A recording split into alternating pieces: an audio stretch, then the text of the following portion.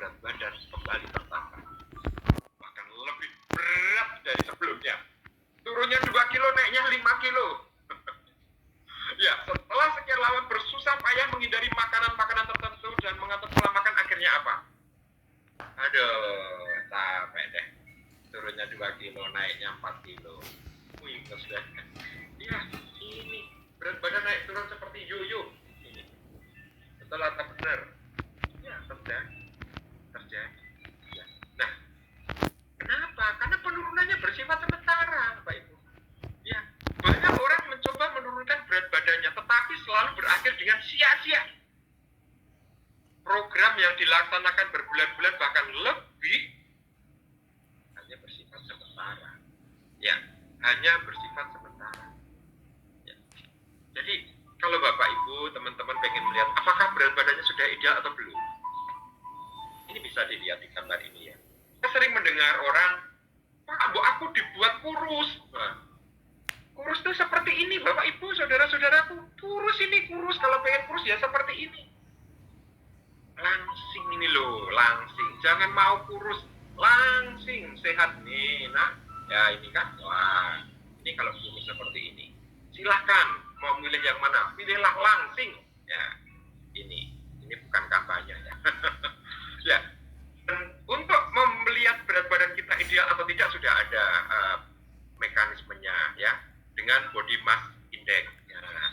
Mengukur berat badan ideal yang dianggap akurat oleh WHO adalah dengan RAF body mass index.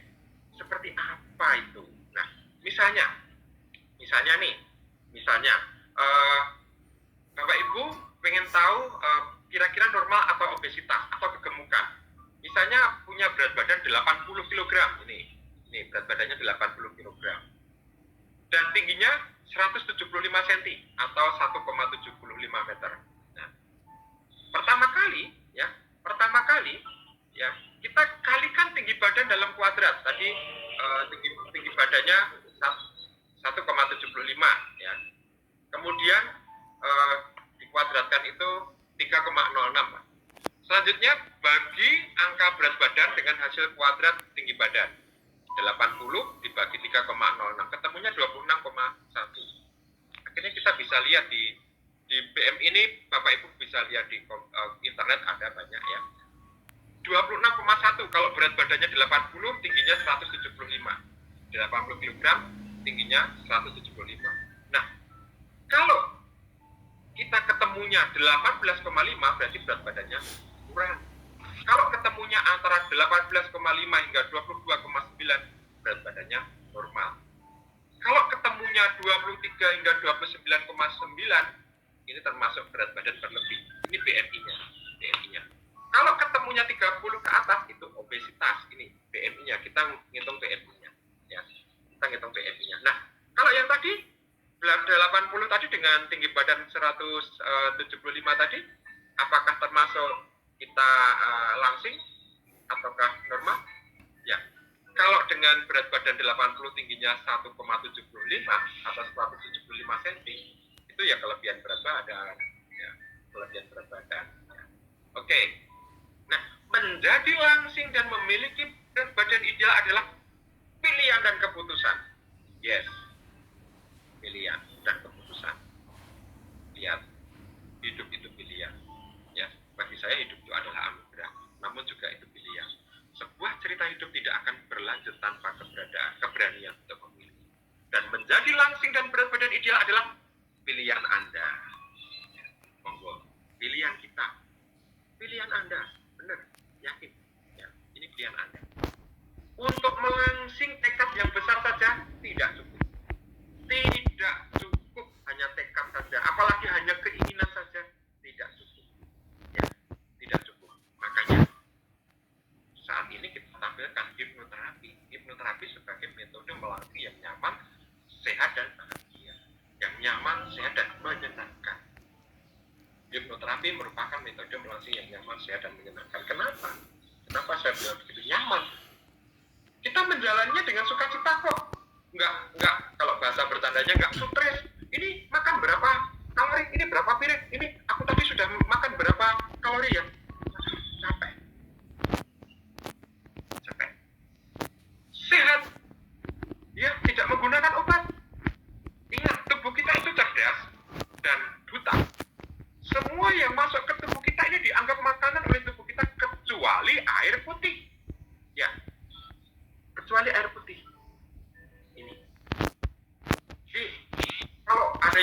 ini obat, mohon maaf saya tidak sebut nama ya, dari bahwa ini sangat aman dan sebagainya, sehari bisa turun 10 kilo misalnya. Lah, Bapak Ibu, kita tahu, ya saudara-saudara, kita tahu tubuh kita sebagian besar terdiri dari cairan. Ketika minum sesuatu kita masukkan ke tubuh kita supaya turun berat badan, apa yang dipaksa kerja? Ini jangan. Nanti banyak cairan dikeluarkan, entah kencing, entah diare. Yang memberi ramuan bilang, wah itu kan reaksinya. Kalau diarenya kebablasan bagaimana? Ya, ini. Jadi hati-hati yang mengatakan semua serba instan, harus hati-hati. Ya, harus hati-hati. Meskipun ada cara untuk menurunkan berat badan seketika, kami juga memberikan program terapinya. Kemudian menyenangkan. Ya kita mengikuti prosesnya secara natural, nggak usah stres-stres. Ini tadi berapa yang saya makan ya, berapa kalorinya ya? Sudah kita. Jadi memang seperti itu. Nah, kenapa? Tadi saya bicara tentang hipnoterapi. Bapak Ibu, kalau kita bicara tentang hipnoterapi, menurut riset, kebetulan saya pernah membimbing beberapa tesis, yang terakhir ini masuk proses ya. Menurut riset, obesitas dipengaruhi secara langsung oleh ini, perilaku, intake nutrisi, dan aktivitas. Ini. Kegemukan dipengaruhi secara langsung oleh ini, perilaku, ini paling atas, intake nutrisi dan aktivitas. Tidak bisa kita pungkiri kalau masuknya 2 kilo, keluarnya hanya 1. Yang terjadi sisanya di mana, ditimbun di tubuh. Nah, terus tadi ini kan tentang hipnoterapinya di mana? Nah, perilaku, intake nutrisi, aktivitas fisik dapat dipengaruhi oleh pengetahuan, pendapatan, support lingkungan atau keluarga, hasil pengamatan atau vicarious learning. Di dalam apa teranan lah? Ya Bu Hilda, di off kan Bu Hilda mic-nya? Ya, di dalam Bu Hilda. Ya, itu ya. Jadi yang mempengaruhi obesitas, kegemukan secara langsung itu perilaku, intake nutrisi dan aktivitas. Nah, perilaku, intake nutrisi dan aktivitas dapat dipengaruhi oleh pengetahuan, pendapatan, support lingkungan atau keluarga, hasil pengamatan atau vicarious learning. Dalam program pelangsingan, hipnoterapi memiliki pengaruh tidak langsung. Jadi kalau saya sering bilang nih, ayo ikut program pelangsing, bisa turun berat badan seketika.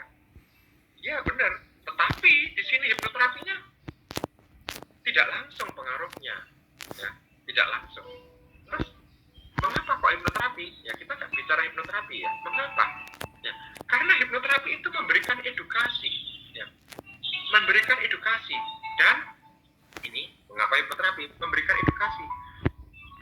Perbedaan ketika saya memberitahu dalam kondisi normal, kondisi gelombang otak beta, ini banyak yang terapis, beda dengan ketika memberikan dalam kondisi bawah sadar. Ya, jadi mengapa hipnoterapi? Ingat, pikiran, perkataan, perbuatan seseorang itu bisa berbeda. Antara mulut dan bawah sadar berbeda. Ada mental block lagi. Ada peserta pelangsingan saya, Pak, godaannya besar sekali, Pak. Teman-teman saya doyan makan, Pak. Pak, kalau lagi stres, Pak, saya ini suka makan, Pak. Mental block untuk melangsing ini banyak sekali. Atau tadi, saya kan keturunan orang besar, Pak. Gemuk itu kan lambang kemakmuran, Pak. Ini mental block. Bisa kita kelola dengan hipnoterapi. Ya.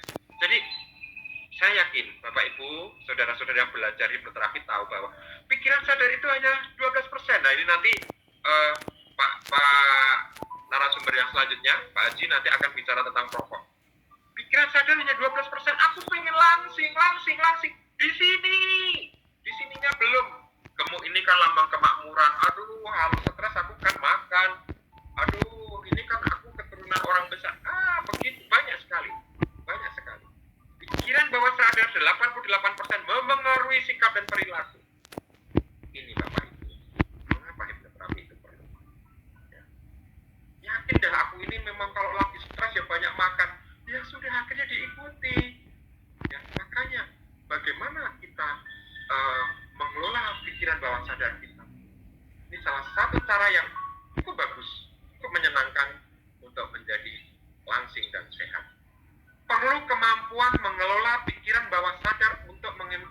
mengimajinasikan tubuh ideal seperti yang ingin Anda capai.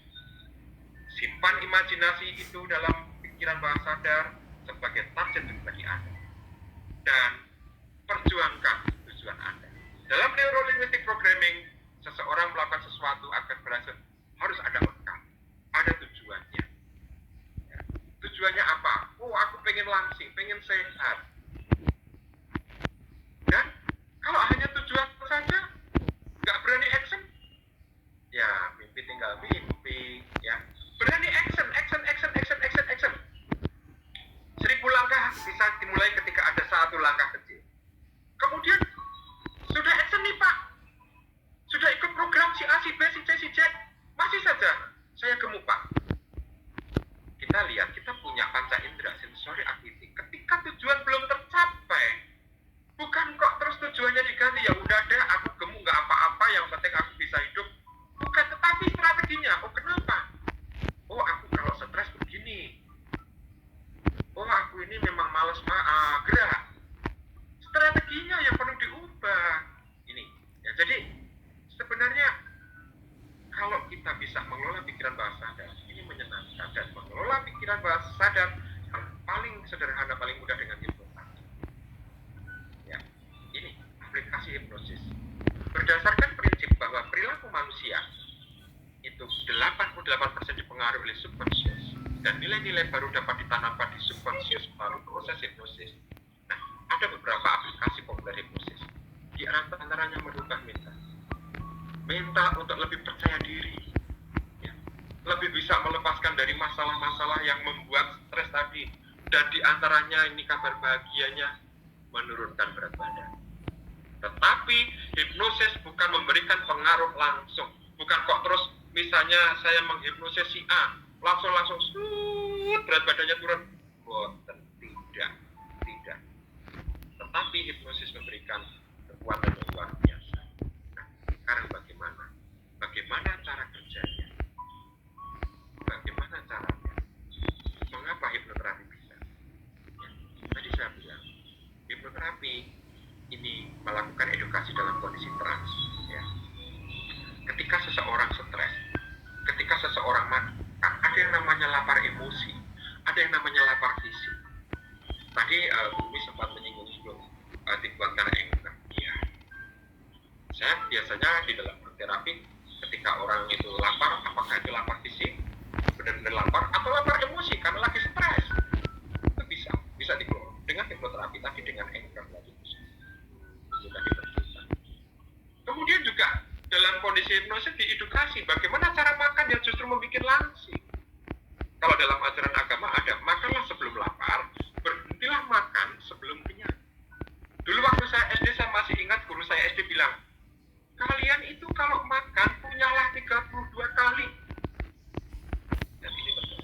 Tapi kalau ngomong doang begini, Bapak Ibu Saudara-saudara, masuk sini, keluar sini. Tapi dalam kondisi terhipnosis, apa yang disampaikan oleh hipnoterapis, ya, ini bisa masuk ke dalam pikiran bawah sadar. Jadi penting sekali. Termasuk craving, ketagihan tadi. Saya suka sekali coklat. Di mana nih Pak?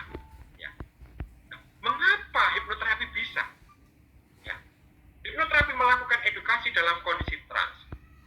Dan kondisi hipnosis sesungguhnya adalah kondisi gelombang otak alfa dan theta. Ya.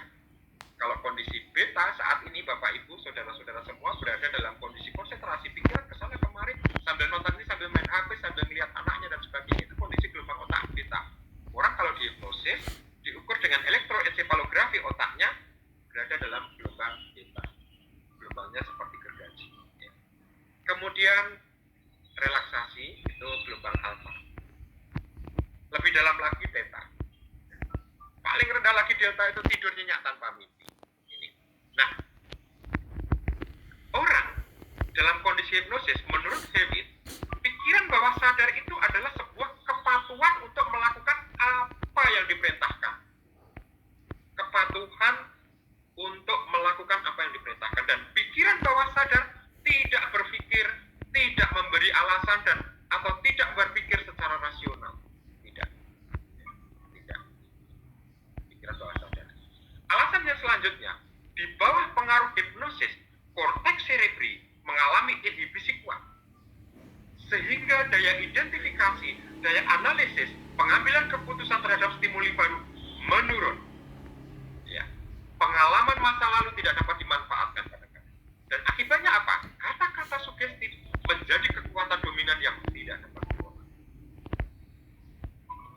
Itu Bapak Ibu. Ya.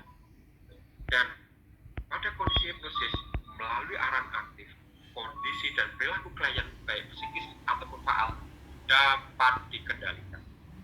Sehingga kadang-kadang kalau punya masalah misalnya mental block ya, atau masalah psikis, ini bisa dikelola. Ya, ini. Dan individu yang dalam kondisi hipnosis ini menanggapi saran tanpa melakukan kritisi. Sementara secara otomatis lingkungan sekitar diabaikan. Selain apa yang disampaikan oleh seorang hipnoterapis tadi. Tapi ketika saya ngomong, orang dalam kondisi tidak terhipnosis, dia aktif berpikir, mencari alasan secara rasional dan menentang. Ngomong gampang Pak, yang jalani itu. Ya, terjadi.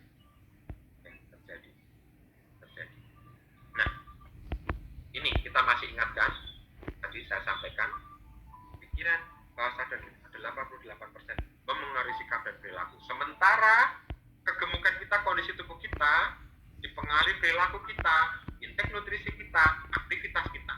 Ini masih ingat tadi. Nah, Bapak Ibu, saudara-saudara, untuk hasil terbaik, saya sarankan ikutilah para praktisi yang luar biasa yang memang memiliki kapabilitas. Ikuti programnya secara utuh. Ya. Ikuti programnya secara utuh. Di Sinergi Berjaya yang kami lakukan, Bapak Ibu, ya, ini kami terakhir kemarin tanggal 28, 29. Saya tidak promo, cuma menyampaikan saja ya. Kita melakukan secara holistik ya. Jadi bagaimana menurunkan berat badan seketika itu ada caranya.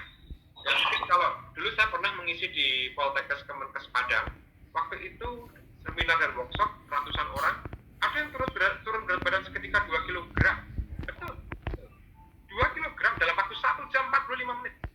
Betul. Tapi tidak dengan hipnoterapi. Hipnoterapi itu efeknya adalah tidak langsung. Ya. Ini.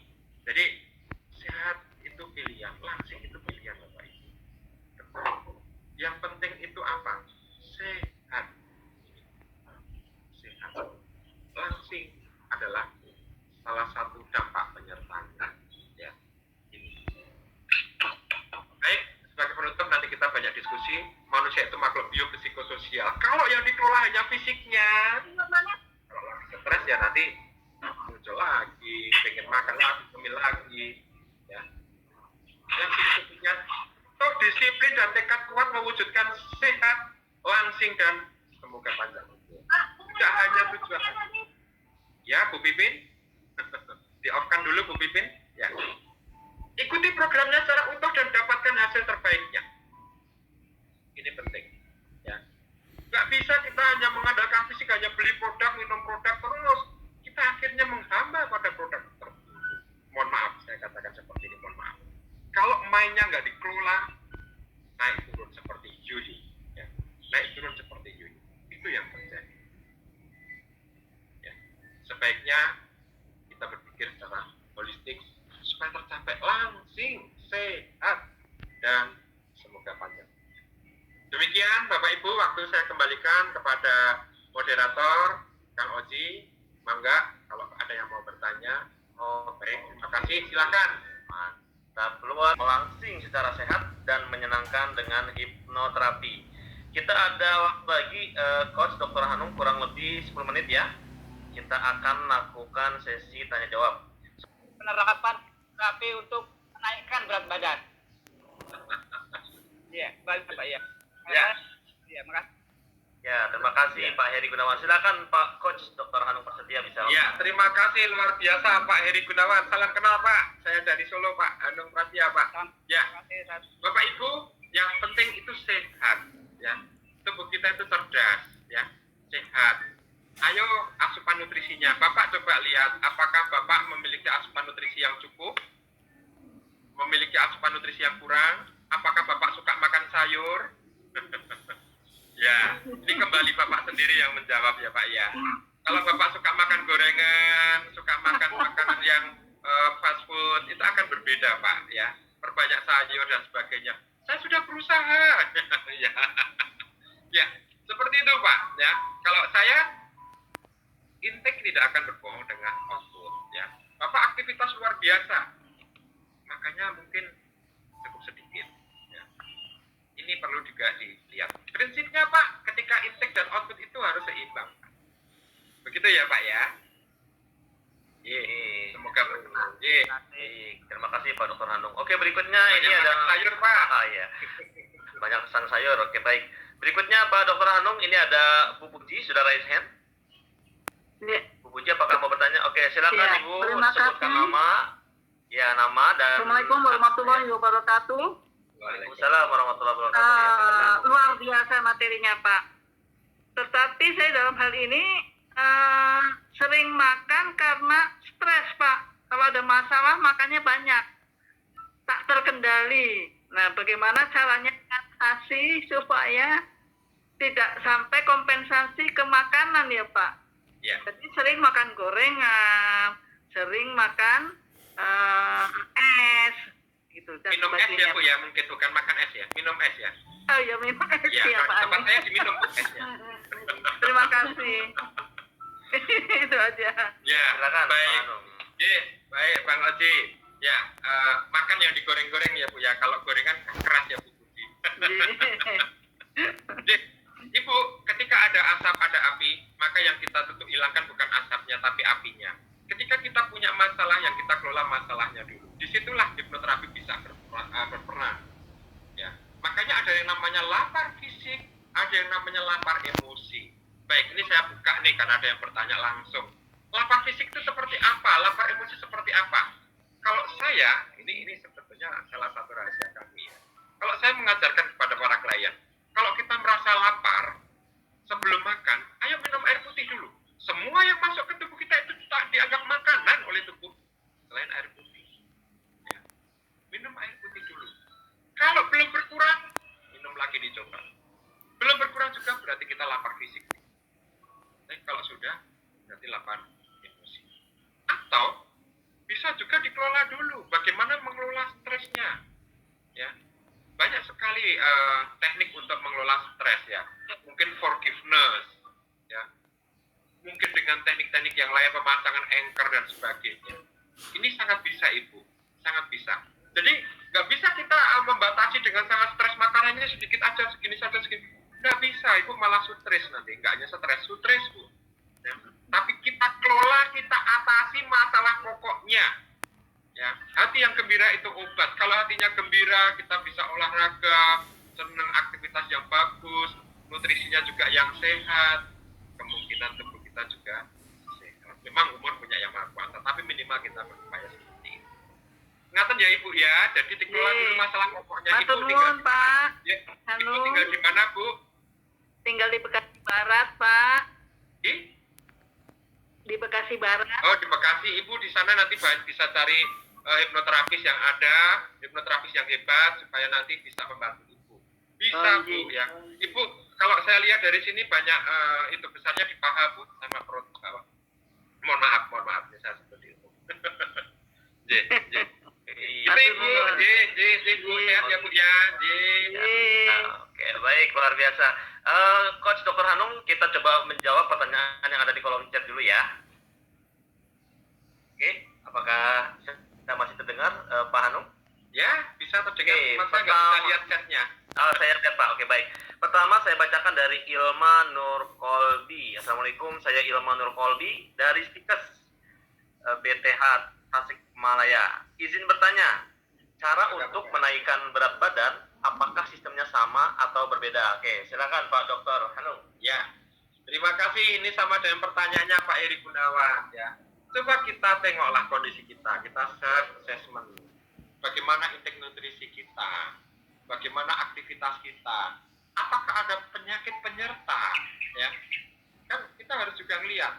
Makannya banyak kalau zaman saya kecil dulu, makannya banyak kok nggak gemuk ya? Ini orang tua yang ngomong, orang tua zaman dulu. Kok badannya kok krempeng? Jangan-jangan cacingan. Ini dulu loh ya, saya cerita masalah. Ya. Nah, ini juga perlu kita lihat. apakah tubuh kita betul-betul sudah sehat? Kalau memang sehat, nggak ada masalah, intake nutrisinya banyak, ya. Kita nggak ada aktivitas, pasti orangnya lebih besar, ya. Tapi nggak akan sehat seperti itu, ya. Itu ya, intake nutrisi itu harus sama dengan outputnya. Oke, Ya. baik, luar biasa. Oke, baik para hadirin sekalian, apakah ada yang masih ditanyakan sebelum saya bacakan lagi di kolom chat? Silahkan kalau ada yang mau langsung bertanya, aktifkan videonya. Sering menggabungkan beberapa metode ya. Kalau membuat, tadi sudah disampaikan oleh Bu Umi, membuat anchor, buahlah yang sederhana, buahlah yang sulit, sesuai dengan passion kita. Ya, ini kalau buat anchor, ya. Nah, nyaman. Saya punya anchor yang sebenarnya ya lucu, tapi saya suka ya. Segala kebutuhan itu didapatkan dengan sangat mudah, tanpa nyari, tanpa usaha. Salah satu anchor saya. Ya, tapi banyak. Itu silakan masing-masing Bapak Ibu bisa berkunjung ke hipnoterapis pribadinya, hipnoterapis yang baik. Pilihlah hipnoterapis yang memiliki izin praktek. Kenapa? Mereka yang sudah memiliki izin praktek biasanya lebih terstandar prakteknya. Ya, lebih terstandar. Jangan sembarang, oh dia bisa kok, dia bisa. Tidak. Mereka yang sudah memiliki izin praktek itu memiliki etika dan norma yang terikat dengan hukum. Ya. Itu. Saya kira itu, Bang Haji. Ya. Baik, coach dokter, atau mengurangi rasa lapar. Karena kalau pagi hari saat bangun tidur, jam berapapun akan langsung terasa lapar. Kemudian 2 jam lagi akan terasa lapar lagi. 1-2 jam kemudian lapar lagi, dan bila saya tahan akan keluar keringat dingin. Monggo, silakan. Luar biasa, ini lapar terus ya. Lapar fisik atau lapar emosi ini. Ya, karena sudah terpola harus makan, ngemil. Saya ini makannya sedikit Pak, tapi kenapa saya tetap gemuk? Lah ngemilnya itu nggak dihitung. Nah, semua yang masuk ke tubuh kita, selain air putih itu dianggap tubuh kita adalah makanan. Ya, ngemilnya ini loh, ya, harus dihitung. Ya. Jadi tidak kita pungkiri bahwa yang masuk ke tubuh kita semua akan diproses di dalam tubuh kita. Nah, bagaimana kalau saya nggak makan akan keringat dingin Pak? Bisa dilihat apakah itu memang ada penyakit penyerta, bisa dikunjungi ke dokter, atau karena itu sudah jadi anchornya makan. Kalau sudah jadi anchor, ya bisa dikelola, ya. Tapi kalau memiliki penyakit yang tidak boleh makan dalam porsi yang banyak, ya, untuk sakit tertentu, ya memang makan tapi sedikit-sedikit, bisa dikelola. Gitu. Saya katakan hipnoterapi tanpa diet ya. Sebenarnya bukan begitu, tapi karena tubuh kita itu cerdas, dalam teknik hipnoterapi untuk pelangsingan itu ada namanya hypnogastric bending. Ya. Hypnogastric bending ini bagaimana orang itu dihipnosis sehingga dia hanya makan sesuai kebutuhan tubuhnya. Videonya sudah.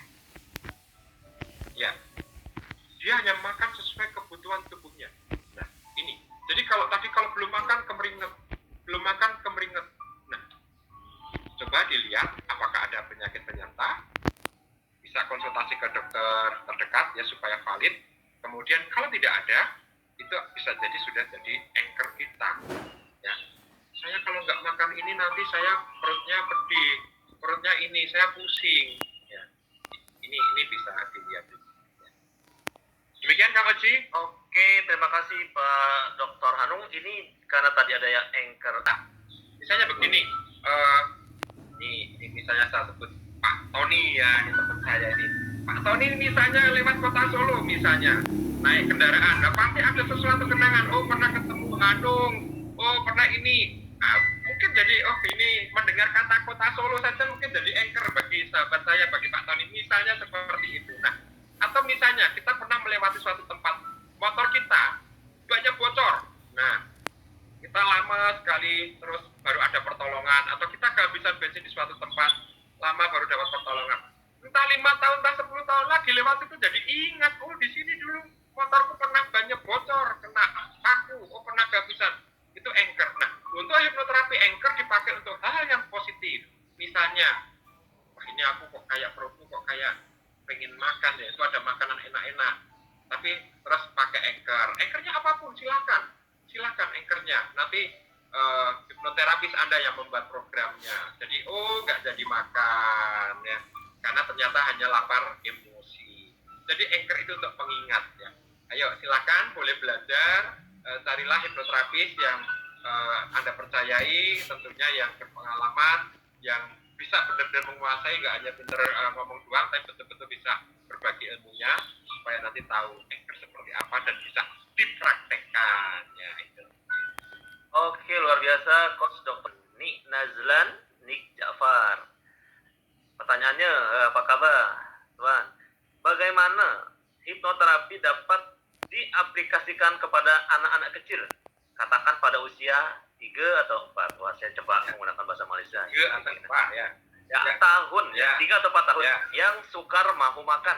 Ya. Ibu bapak kadang-kala boleh jadi berang atau marah-marah gitu ya. Karena Ya. anak enggak makan. Oke, silakan. Ya, luar biasa, Pak Nik ya. Ya, Tuan. Saya pernah ngisi acara, ngisi materi di Malaysia waktu itu ya. Tapi waktu itu ya tentang hipnosis saja, kita komen dengan aku. Untuk anak ya, itu ada hipnoparenting. Menghipnotis anak berbeda dengan menghipnotis orang dewasa. Anak pada usia 12 tahun ke bawah itu tidak perlu kita lakukan hipnosis formal. Ya. Kalau yang saya hipnosis misalnya orang dengan usia 15 tahun, 20 tahun, ya itu beda. Gelombang otaknya beda. Itu perlu hipnosis formal. Anak-anak, peran orang terdekatnya, lingkungannya, ya, lingkungannya ini penting sekali. Nah, banyak sekali metode untuk menghipnosis anak. Misalnya, ketika anak menjelang tidur, dibisikin seperti apa yang kita harapkan. Ya, nak, makanlah yang cukup. Kalimatnya yang sederhana yang kira-kira dipahami oleh anak. Ya. Saya pernah dapat cerita ya. Di Amerika tahun 60-an, ya 60-an, waktu itu pemerintah Amerika pengen anak-anak Amerika itu suka makan sayur bayam. Ya, bayam. Kemudian dibuatlah sebuah film, Popeye. Kalau anak di kampung saya menyebutnya Popeye. Nah, Popeye, betul ya, Kang Oji? Bahasanya Popeye ya. Anak kampung saya Popeye soalnya. Nah, film Popeye itu dibuat ketika dia misalnya pengen menolong Olive ya, pengen menolong ceweknya, dia makan bayam dulu. Wah, setelah itu badannya besar, dia kuat sekali. Anak-anak terangsang ke sana, tetapi saya tidak tahu apakah program itu diteruskan atau tidak, apakah ada sesuatu ya. Dan tidak, itu hanya salah satu contoh menghipnosis anak. Ya. Kemudian orang tua juga bisa memberi contoh. Ya, ingat, semua masalah yang ada pada anak-anak itu selalu berasal dari lingkungan terdekatnya. Ya, kalau bapak ibunya nggak suka makan sayur, nggak suka makan, makannya nggak teratur, jangan pusing-pusing kalau anaknya juga seperti itu. Ya. Ketika seorang anak dibawa ke tempat saya, biasanya yang saya treatment orang tuanya dulu. Nggak bisa anak-anak usia segitu dibawa ke seorang psikolog, dibawa ke seorang hipnoterapis, pulang langsung seperti yang diharapkan, tidak. Perlu proses. Jadi berikan lingkungan yang suka makanan yang sehat, ya, sayur, buah, susu secukupnya, aktivitas olahraga. Bapak ibunya nggak pernah olahraga, gimana anaknya disuruh olahraga? Bapak ibunya sukanya makanan yang goreng-gorengan, yang digoreng, ya anaknya juga akan memodel orang tuanya. Ini yang harus kita lihat. Kita nggak bisa, anak kita itu bukan boneka, anak kita itu memodel kita. Bapak ibunya merokok, anaknya juga bisa merokok. Atau ada lingkungan terdekatnya merokok, dia bisa merokok. Ya. Itu. Ada juga cara, saya lupa istilahnya. Jadi caranya begini. Bapak ibu ngomong misalnya anaknya namanya si A. Wah, Ma, misalnya, Ma, ini si A ini sekarang kok rajin sekali ya makan sayur ya, suka sayur, suka buah ya. Wah, dia pasti hebat misalnya. Kita kasih contoh, kita main-main, kita mendongeng. Untuk anak-anak umur itu kita kasih contoh langsung dengan macam-macam. Demikian Pak Nik dari Malaysia ya. Itu. Jadi beda dengan hipnosis orang dewasa.